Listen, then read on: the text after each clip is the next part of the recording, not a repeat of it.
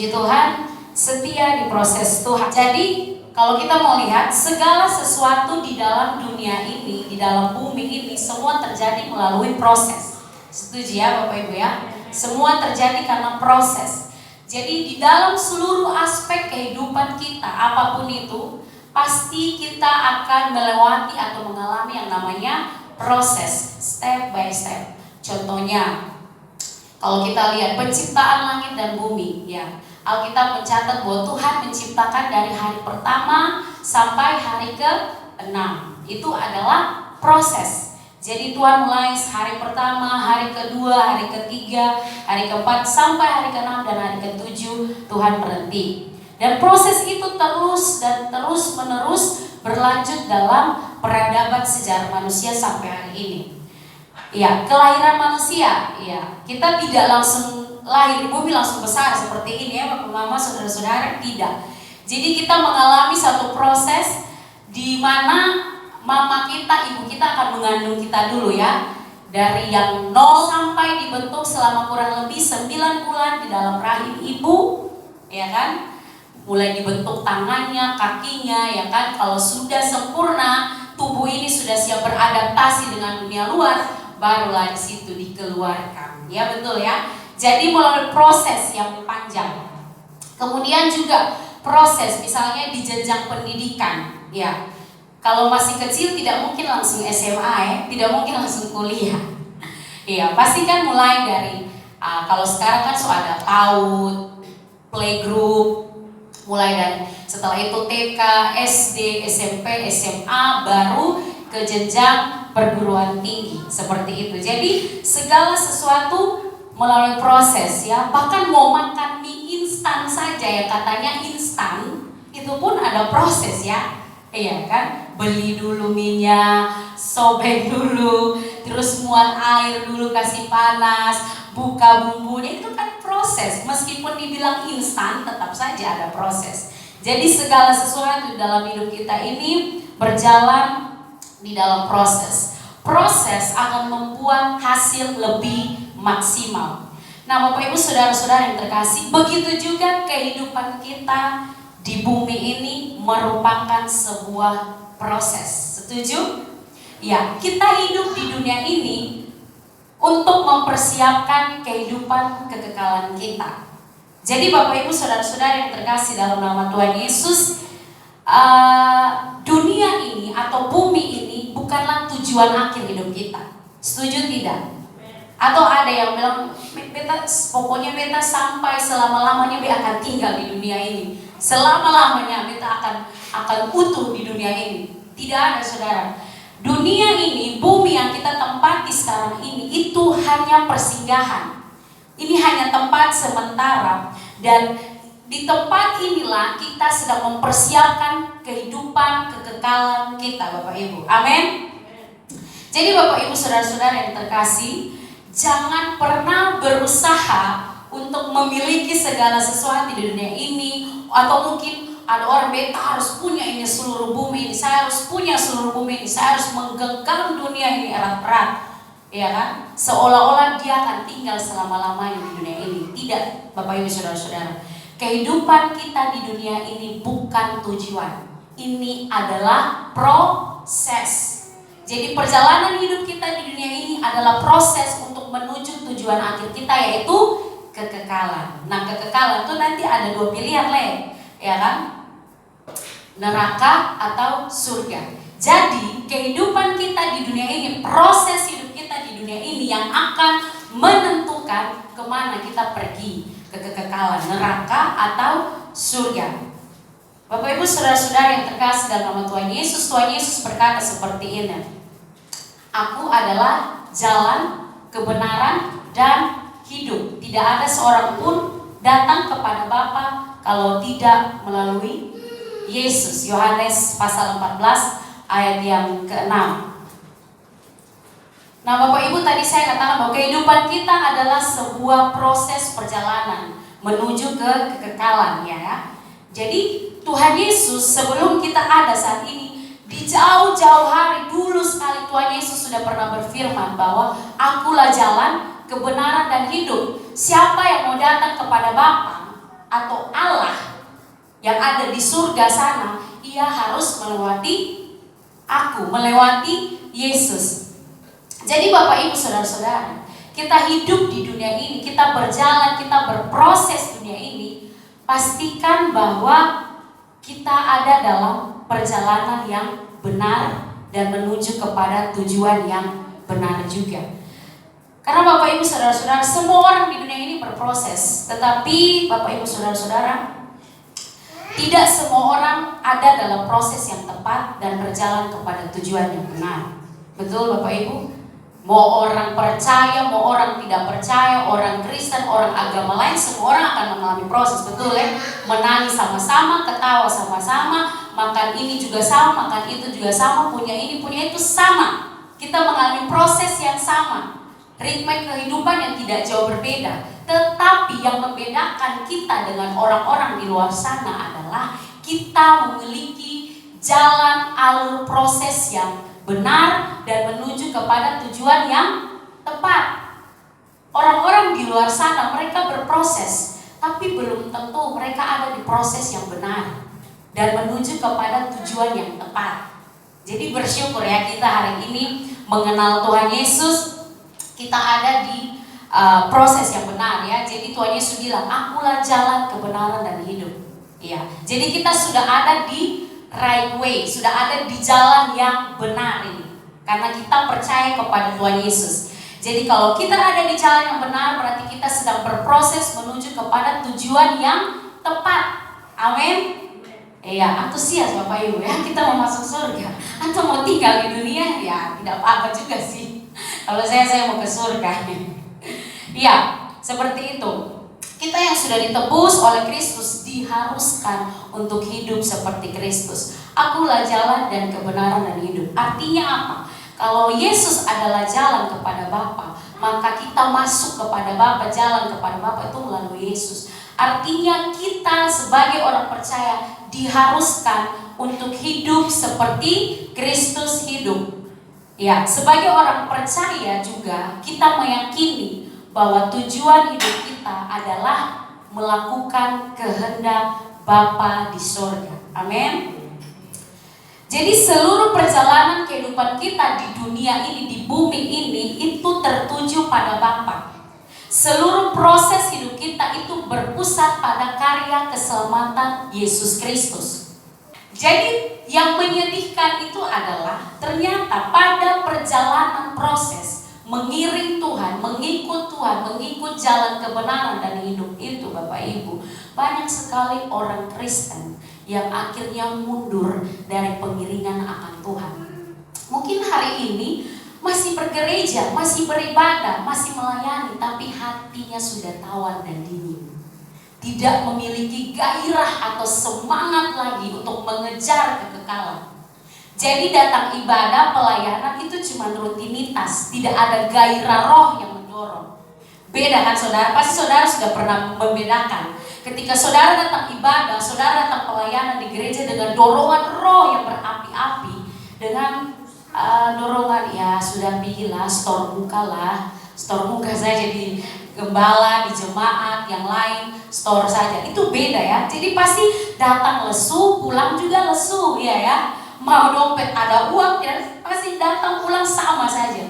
Tapi kalau orang yang datang beribadah, melayani Tuhan dengan spirit atau dorongan roh yang bernyala-nyala, di dalam dompet ocong juga, tetap dia datang, mungkin dia agak lesu-lesu sedikit, tapi dalam rohnya bernyala-nyala, dia pulang, dia lebih bernyala-nyala lagi.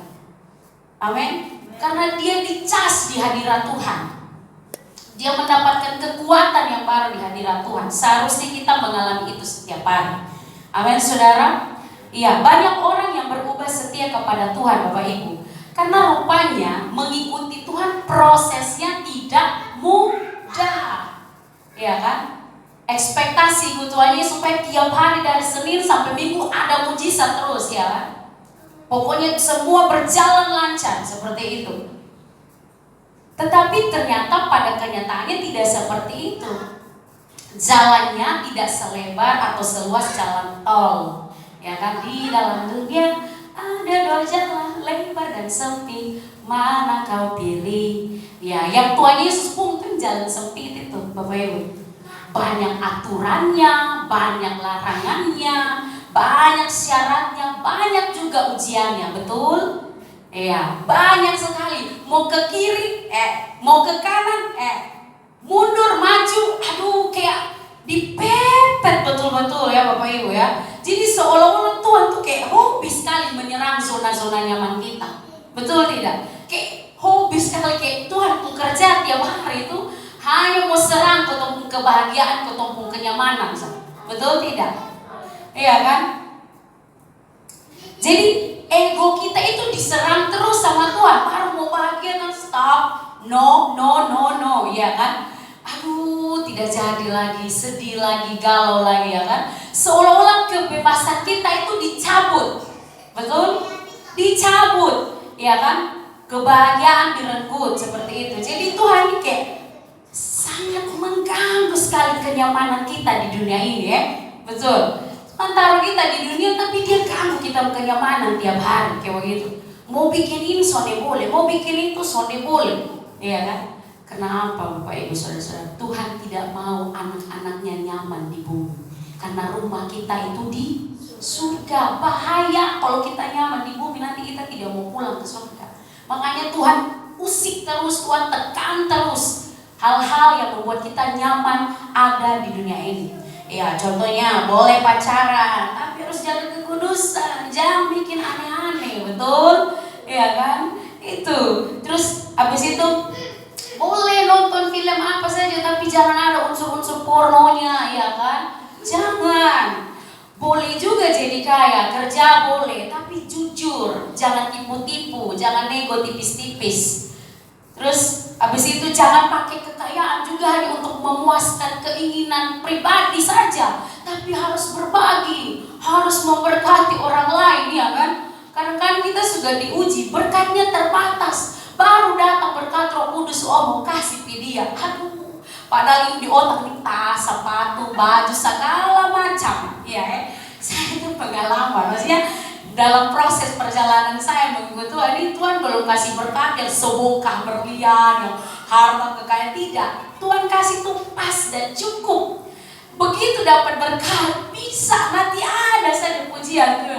Ayo kasih ini, ayo beli untuk ini. Nanti kayak dalam hati sudah tahu Tuhan, aduh itu tas kamar, tolong banget Tuhan.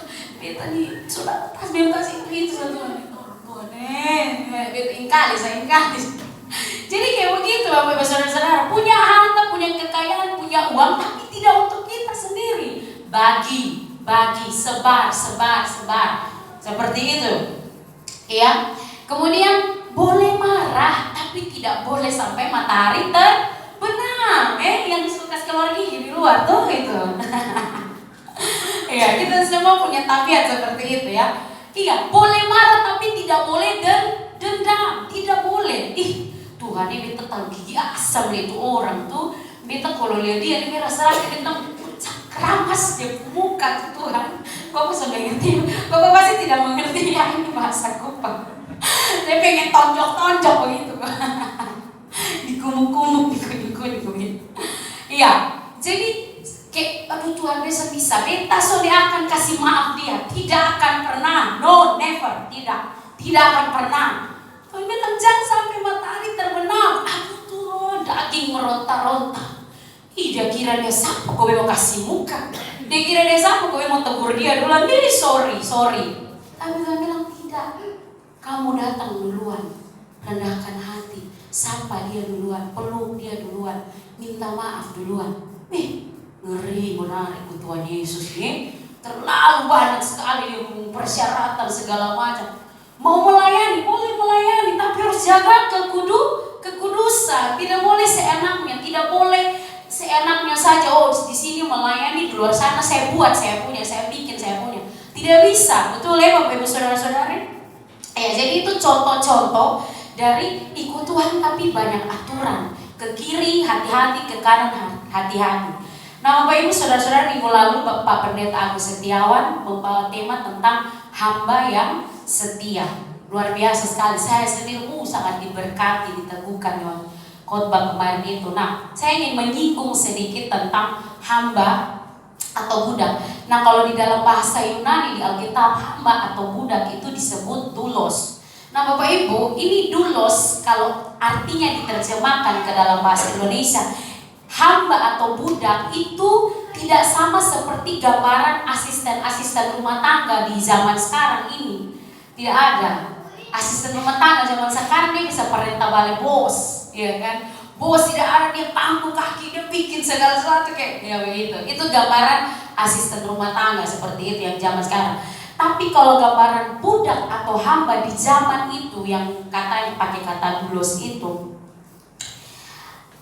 kasarnya Bapak Ibu itu cuma punya hak bernapas, Bapak Ibu.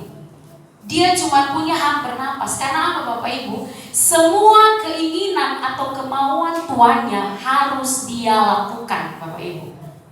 Jadi dia sudah dibeli oleh tuannya. Dia tidak hidup untuk kepentingan dirinya lagi. Dia tidak hidup untuk kemauan atau keinginannya atau cita-citanya. Tidak. Dia hidup untuk kepentingan, untuk cita-cita dan tujuan dari tuannya. Jadi kalau dia tuannya dari pagi sampai malam harus furfar terus lakukan. Tidak ada protes, tidak ada debat, tidak ada bilang, aduh bapak, mama minta berhenti tahan, kok minta pinggang semua patah nih. Tidak ada begitu. Kerja sampai kalau mati di situ. Iya, tuannya berhak melakukan apapun. Mau bunuh, mau pukul, kayak misalnya tuannya lagi emosi, marah di luar, bertengkar mungkin dengan orang atau dengan suami atau dengan istri, dia mau luapkan, dia mau lampiaskan budaknya di situ, dia injak, dia pukul, terima. Tidak ada hak untuk protes, loh. Kenapa pukul saya? Tidak ada. Kenapa saya yang dipukul? Kan saya tidak salah. Kenapa saya dipukul? Tidak ada seperti itu. Bahkan kasarnya, kalau Tuhan yang memuaskan hawa nafsunya, itu ke budaknya. Bebas, budaknya tidak bisa protes. Jadi begitu ya Bapak Ibu, gambaran doulos atau hamba atau budak yang dimaksudkan di dalam Alkitab. Jadi kalau sebut hamba atau budak atau bilang hamba Tuhan, kita jangan pikir yang kayak asisten rumah tangga masih bisa bernapas, hela napas, masih sedikit lari keluar, ada bikin ini, bikin itu. Tidak. Menjadi budak atau hamba Allah itu sama seperti yang tadi saya gambarkan. Haknya cuma hidup bernapas, itu saja.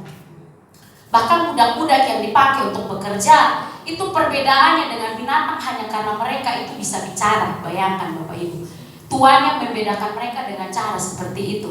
Mereka bedanya dengan binatang, cuma mereka itu bisa bicara. Bayangkan, jadi apa yang binatang lakukan, budak juga akan lakukan hal yang sama. Begitu ya Bapak Ibu ya, biar kita punya gambaran yang jelas tentang hamba nih. Seperti itu. Ya, Lukas 9 ayat yang ke-23. Setiap orang yang mengikut Yesus, mengikut aku, harus menyangkal dirinya, memikul salibnya setiap hari dan mengikut Yesus. Lukas 9 ayat 23, Pak. Ya, yang bawa kitab boleh buka di Alkitab sendiri. Iya. Jadi Bapak Ibu, ini syarat mengikut Tuhan Yesus. Tidak ada tuh mengikut Yesus baru kayak Tuhan Yesus bilang, kamu mau ikut aku? Boleh? Iya, silakan, mari datang. Terus datang, tapi syaratnya ada ya Tuhan ya. Beta boleh ikut Tuhan, saya mau ikut Tuhan, tapi pertama, kedua, ketiga, keempat, tidak ada begitu, tidak ada. Yang namanya ikut Tuhan Yesus, kamu mau ikut aku? Ya Tuhan, mari. Tunduk sudah jalan. Tuhan mau arahkan kemana, ikut saja. Sangkal diri Bapak Ibu, kira sangkal diri itu ada enak? Tidak. Karena diri kita sendiri yang kita sangkali. Yang tadi saya sebutkan, aduh saya mau bikin ini, tapi kita bilang tidak. Aduh sakit sekali daging saya, seperti itu.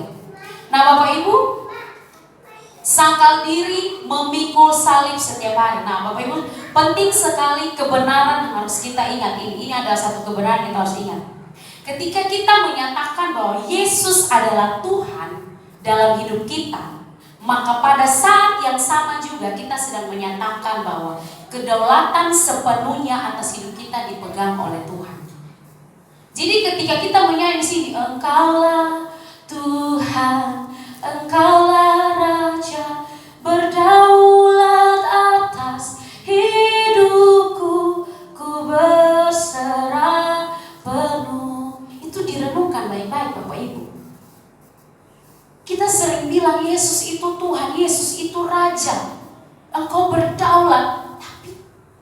kenyataannya kita tidak melakukan Yesus sebagai Tuhan dan Raja. Kita menjadikan diri kita sebagai Tuhan dan Raja atas diri kita sendiri. Betul Bapak Ibu Saudara-saudari, biar kita mengaku dengan Tuhan saja. Berulang kali, jadi mungkin kalau Tuhan itu manusia kayak datang ibadah terus Engkaulah Tuhan, Engkaulah Tuhan dari surga, dari malaikat-malaikat lihat ini satu, dia bilang Engkaulah Tuhan, Engkaulah Raja man. Di luar sana dia yang paling Yesus itu siapa? Dia itu siapa? Dia mau atau beta bikin apa? Tuhan sedih Bapak Ibu, itu pasti. Tapi begitu dia mengasihi kita, berulang-ulang kita menyakiti, tapi masih loh dia kasih kesempatan untuk kita. Ya, kita hidup untuk tujuan Allah. Pada saat kita bilang Yesus Engkaulah Tuhan, Engkaulah Raja, kita menyatakan kedaulatan sepenuhnya atas hidup kita dipegang oleh Tuhan. Apapun yang akan terjadi dalam hidup kita, kita akan tetap tunduk pada kedaulatan Tuhan. Ya Bapak Ibu, boleh kita bisa buat agenda ya kan, kayak buat plan apa tuh, agenda, pokoknya agenda. Nanti kalau beta tamat sekolah, saya tes ke sini, saya kuliah di sini. Setelah kuliah nanti saya akan tes kerjaan di sini, begini. Pokoknya bikin plan panjang sekali. Tidak ada salah Bapak Ibu ya, kalau kita mau buat agenda di dalam kehidupan kita. Tetapi poin pentingnya adalah pastikan bahwa agenda kita itu berjalan sesuai dengan agendanya Tuhan. Jadi bukan keinginan kita, tapi keinginan Tuhan Bapak Ibu. Jadi saya cerita dulu, saya pas semua dekat-dekat tamat SMA, dulu dengan kawan-kawan, biasa kan begitu, duduk di kelas tanya, satu-satu mulai ngomong, cerita, habis sekolah mau lanjut kemana, mau ini, pokoknya masing-masing semua mulai cerita, saya mau lanjut ke sini, begini. Jadi saya juga bikin plan, saya punya agenda dalam diri saya bahwa nanti setelah tamat SMA saya mau kuliah, habis itu kalau selesai kuliah saya mau kerja, seperti itu. Selesai kerja kumpul uang terus menikah. Wes, keren sekali ya. Oh, itu sangat luar biasa sekali di Bapak Ibu ya, plan yang sempurna. Ya. Tetapi Bapak Ibu saudara-saudara, ternyata plan atau agenda yang saya buat di diri saya itu berantakan semua Bapak Ibu ya. Tidak ada satupun yang berjalan lurus dan mulus Bapak Ibu. Jadi waktu saya tamat SMA, mau kuliah suruh daftar di sana sini, tidak ada yang lulus Bapak Ibu ya. Jadi waktu itu saya sempat lulus di Universitas PGRI. Ya, saya ambil jurusan Sastra Bahasa Indonesia waktu itu. Jadi saya sempat kuliah 1 semester, tapi waktu itu PGRI Universitas sempat bermasalah karena ada 2 rektor. Jadi kayak nasibnya mahasiswa ini terancam gitu. Jadi beta nih karena berpikir kayak, aduh kasihan nih orang tua cari uang susah-susah, baru nanti naik semester tinggi, tapi pas mau wisuda berantakan semua.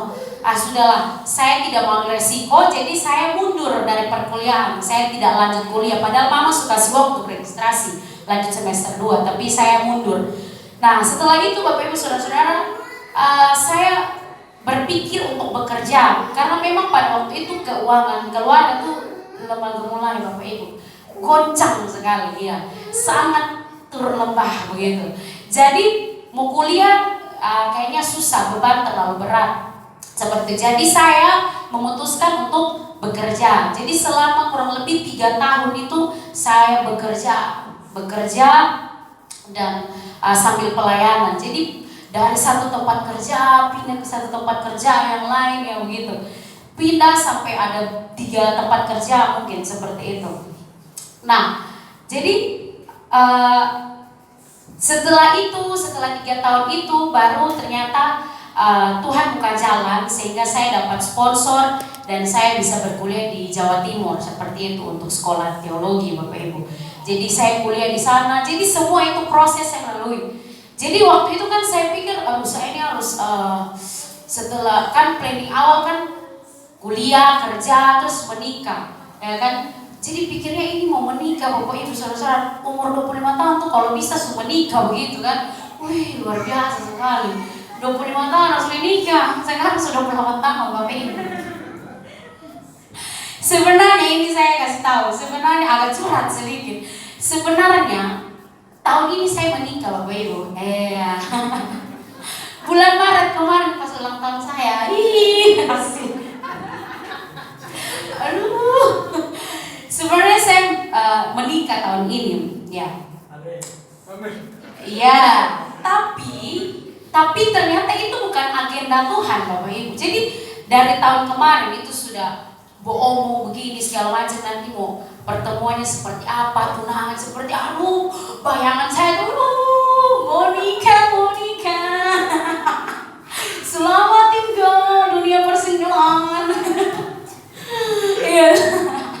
Encet ketawa balik gua.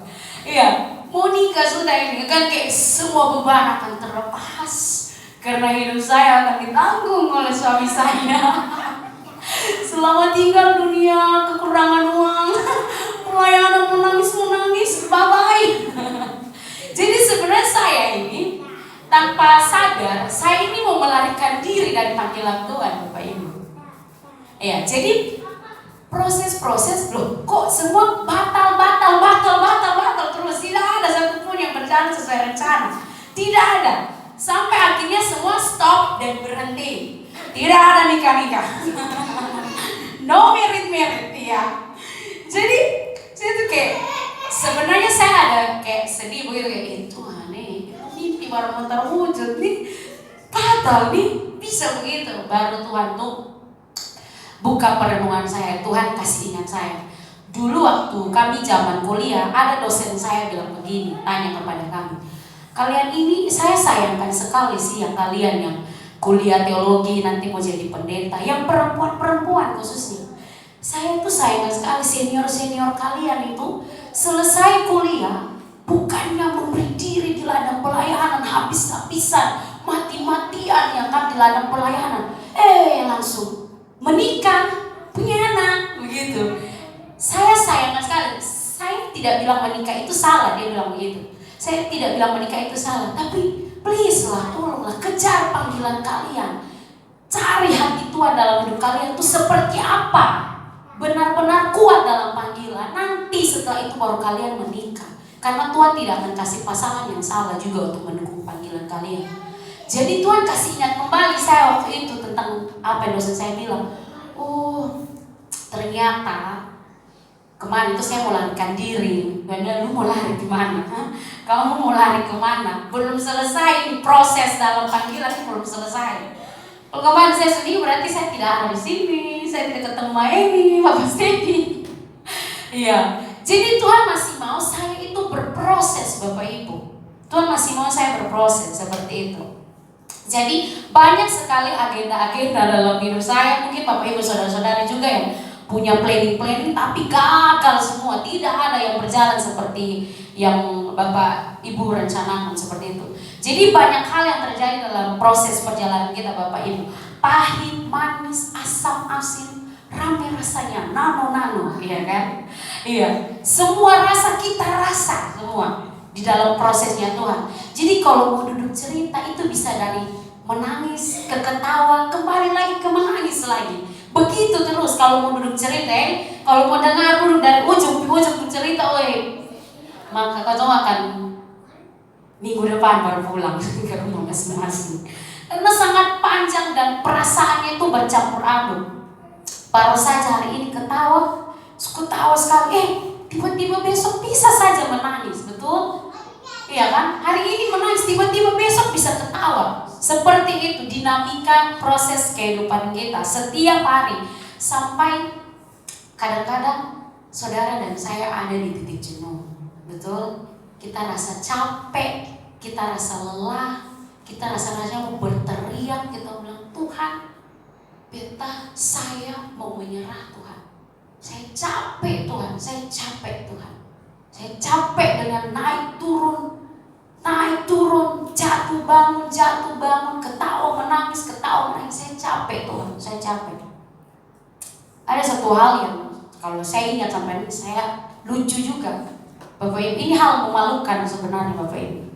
Jadi Bapak Ibu, saya itu pernah melakukan percobaan bunuh diri 2 kali Bapak Ibu.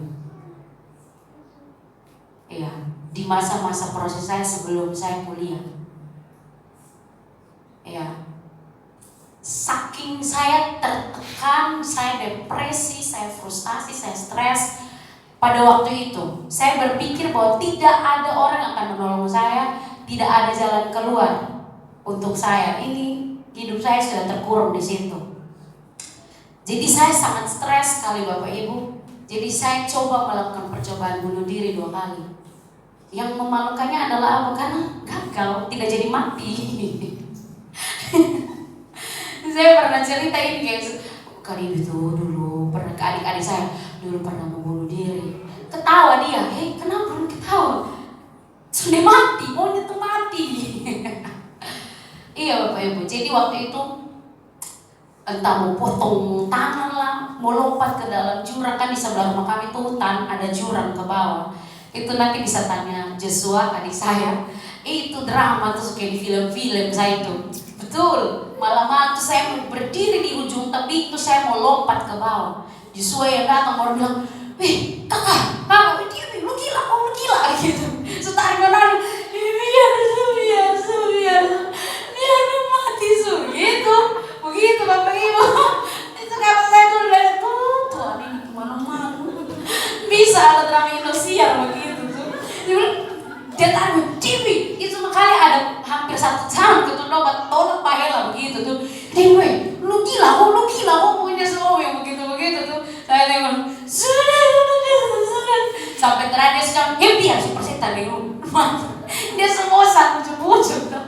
Dia bilang pisau nah, gitu. Baru bapak yang datang, terus bapak yang kayak omong. Nah ini setiap kali saya mau bunuh diri itu, saya percobaan bunuh diri itu hanya ada satu hal saya bikin saya takut kemarin. Mati masuk neraka.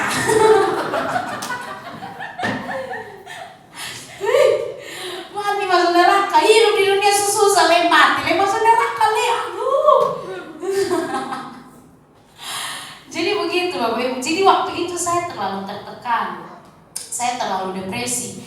Jadi saya pikir lebih baik mati supaya semua selesai, supaya semua tahu penderitaan saya. Merasa paling menderita di seluruh dunia, padahal penderitaan belum apa-apa juga Bapak Ibu ya. Jadi ketika saat ini saya berpikir, aduh kenapa ya saya bisa diproses begitu hebat sampai saya mau bunuh diri seperti itu Bapak Ibu. Ternyata Tuhan membentuk hati saya di masa itu Bapak Ibu. Karena saya dulu pernah kepahitan dengan orang tua saya, tapi puji Tuhan sudah dipulihkan juga. Jadi hati saya ini adalah jenis hati yang udah pahit Bapak Ibu. Disentuh, digores, digesek sedikit langsung pahit. Jadi kayak susah sekali untuk mau mengampuni, susah sekali untuk mau melupakan. Jadi Tuhan izinkan proses itu terjadi dalam hidup saya untuk membentuk hati saya. Jadi sejak proses itu saya lewati, dulu saya pikir saya tidak akan lewat, tapi setelah hari ini saya kalau ingat kembali, ternyata saya bisa lewat juga ya Tuhan. Makasih Tuhan bawa saya keluar dari fase itu. Dan Tuhan cuma mau kasih tahu bahwa saya sedang membentuk hati kamu waktu itu. Jadi dari hati yang mudah pahit jadi hati yang tidak gampang pahit. Hati yang sulit memaafkan jadi gampang untuk memaafkan. Seperti itu Bapak Ibu. Jadi luar biasa, saya percaya kita semua punya kesaksian ya. Nah Bapak Ibu, setiap proses atau alur kehidupan yang Tuhan izinkan terjadi dalam hidup kita itu selalu memiliki maksud dan tujuan. Ya, entah itu masa senang, bahagia, masa sulit, keadaan baik, keadaan buruk, semuanya Tuhan rangkai, Tuhan pakai untuk membentuk kehidupan kita. Amin. Nah, cara pandang kita ini yang perlu diperbaiki. Proses itu berhasil atau gagal tergantung cara kita mengenal Tuhan, cara kita memandang Tuhan, Bapak Ibu. Kalau kita tahu kebenaran ini, kita tidak akan mudah menghakimi Tuhan, mempersalahkan Tuhan. Iya Bapak. Ketika proses datang dalam bentuk berkat yang melimpah, hari-hari penuh bahagia, maka jangan lupa untuk bersyukur. Amin. Ketika proses datang dalam bentuk penderitaan, duka, air mata, jangan mengeluh, jangan menggerutu, jangan mempersalahkan Tuhan dan berkata, wah kenapa? Kenapa saya Tuhan? Kenapa Tuhan? Kenapa harus begini Tuhan? Jangan. Bapak Ibu Saudara-saudari, ketika berkat melimpah, ketika semua berjalan seperti yang kita inginkan, sangat mudah untuk kita taat pada Tuhan, betul? Mudah sekali, gampang sekali untuk taat. Maka Tuhan lebih suka memakai penderitaan untuk melihat kemurnian kita. Karena dari penderitaanlah akan muncul kemurnian hati kita di hadapan Tuhan. Apakah betul kita mengasihi Tuhan? Apakah betul hidup kita ini sepenuhnya untuk Tuhan? Jadi proses demi proses yang kita hadapi itu adalah cara Tuhan memurnikan karakter Kristus dalam hidup kita. Mungkin kita pikir kita sudah cukup baik, sudah cukup rohani, saya ini sudah cukup bagus, hebat, sudah rendah hati, saya sudah baik ini, saya mudah sekali untuk memaafkan orang. Kita pikir kita sudah terlalu baik Bapak Ibu. Tapi Tuhan yang menyelidiki hati kita sampai ke kedalamannya, Dia tahu.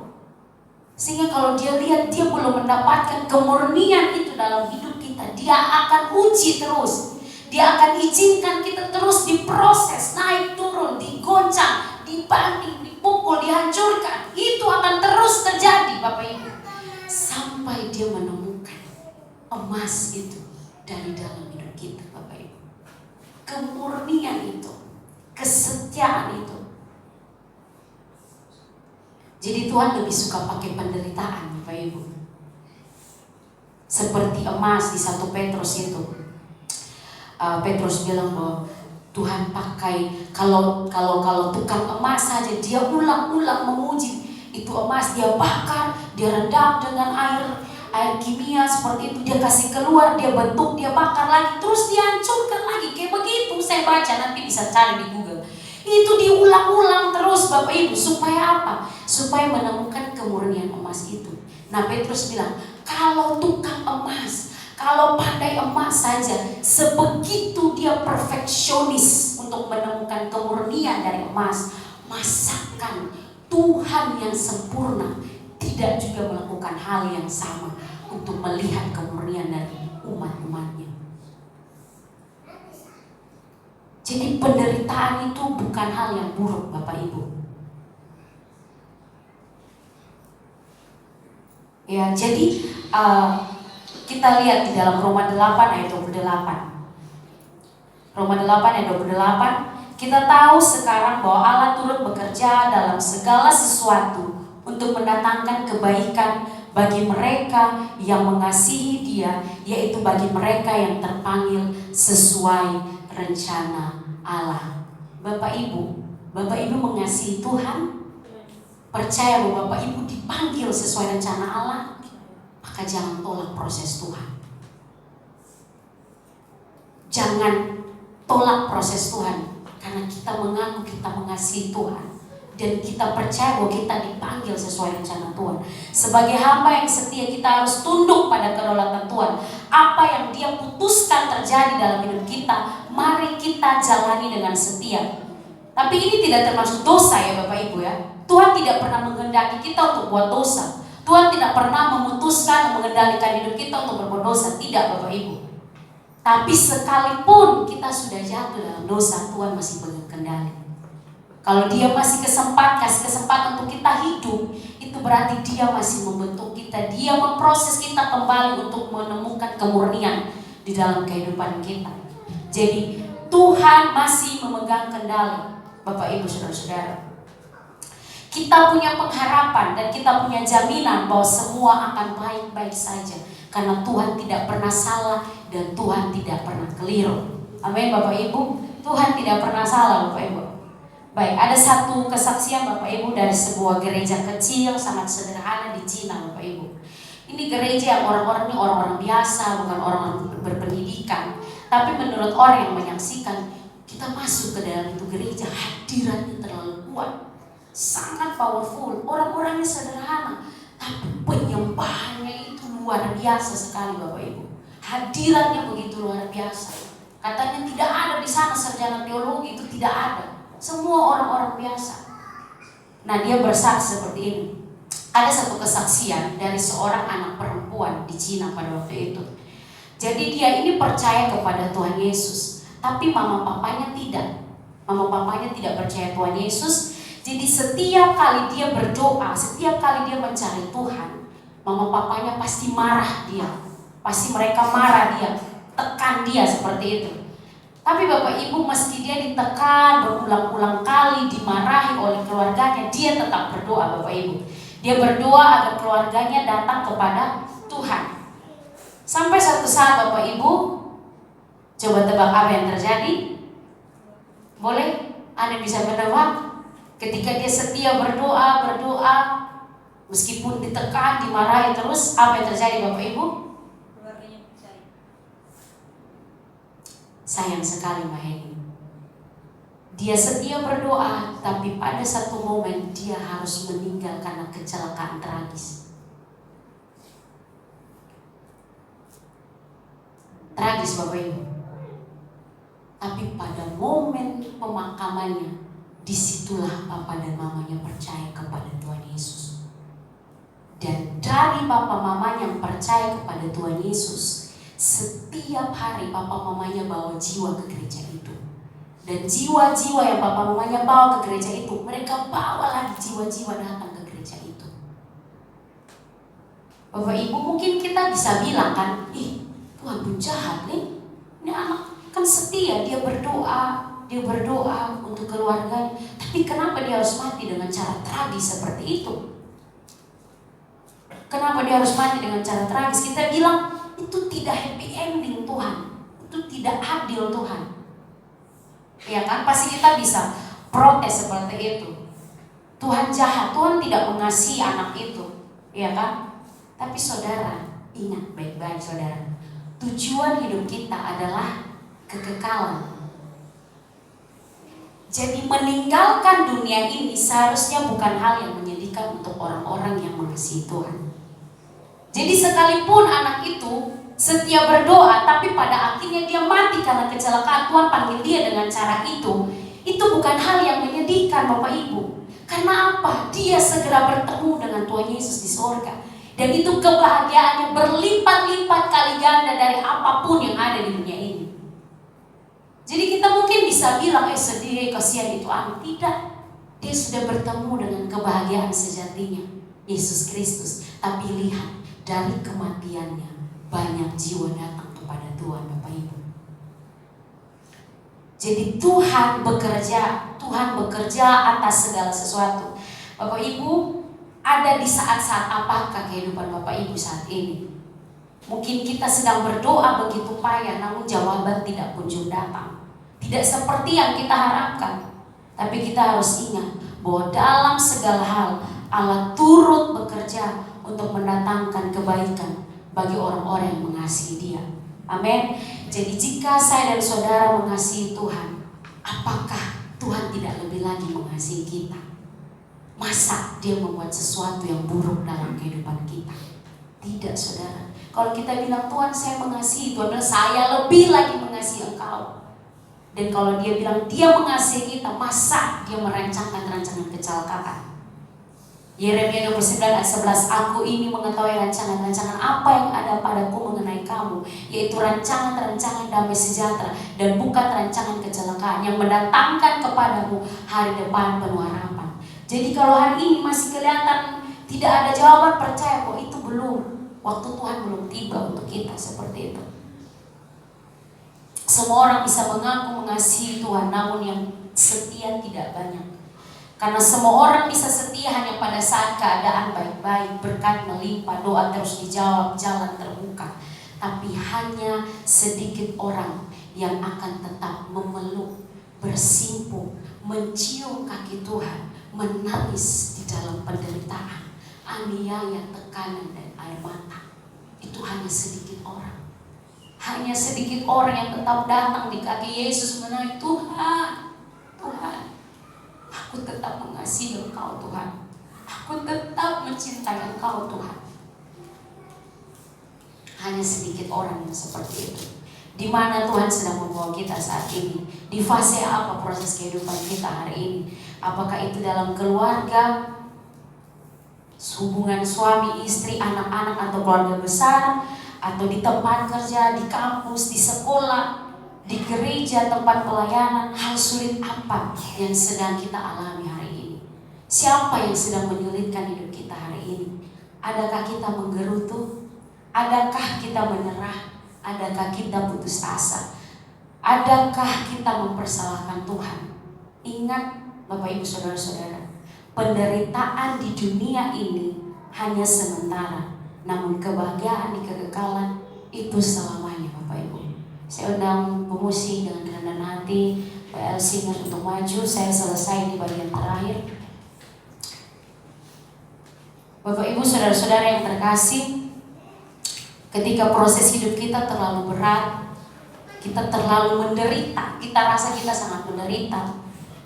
Ingat Bapak Ibu, ingat Tuhan Yesus, ingat murid-murid Tuhan Yesus, ingat rasul-rasul, ingat orang-orang Kristen mula-mula, ingat saudara-saudara kita yang ada di negara-negara komunis.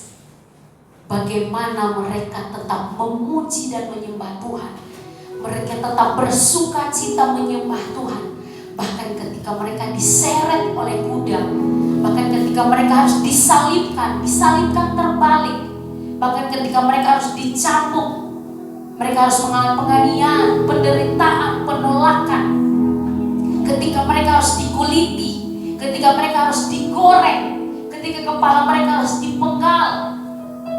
Tapi mereka, sejarah mencatat bahwa orang-orang percaya tetap mempertahankan imannya sampai kesudahan hidup mereka. Sementara dimakan oleh binatang buas, mereka sementara memuji dan menyembah Tuhan. Hari-hari ini Bapak Ibu, Tuhan sedang mencari orang-orang yang setia. Tuhan sedang mencari kemurnian itu dari kehidupan kita. Tuhan tidak mau kita menjadi orang Kristen yang biasa-biasa. Tuhan tidak mau kita menjadi anak-anak yang gampangan. Tidak lagi Bapak Ibu. Tuhan mau kita menjadi anak-anak yang militan, setia Bapak Ibu. Mari kita tetap setia menjalani proses hidup kita. Entah jawaban datang di dunia ini atau nanti di kekekalan, mari belajar tetap setia. Mari belajar tetap percaya. Mari tundukkan kepalamu Bapak Ibu Saudara-saudara. Saya terbatas untuk menyampaikan firman ini.